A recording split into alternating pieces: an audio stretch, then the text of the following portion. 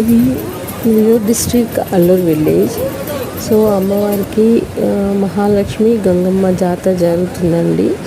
అంటే రైతులు పాడి పంటలు ఇంటికి వచ్చిన తర్వాత అమ్మవార్లకి జాతరలు అనేవి చేస్తారు. సో ఆ జాతరలు చేసినప్పుడు అమ్మవారికి ఇట్లా పూలతోటి అలంకారం చేసి అమ్మవారిని గ్రామంలో వీధుల్లో అంతా తిప్పుతారనమాట. సో అమ్మవారికి కర్పూరం, కాయ, టెంకాయ అన్నీ ఇచ్చి అమ్మవారి భక్తి శ్రద్ధలతోటి అందరు మహిళలందరూ అమ్మవారికి నైవేద్యాలు సమర్పిస్తారు. సో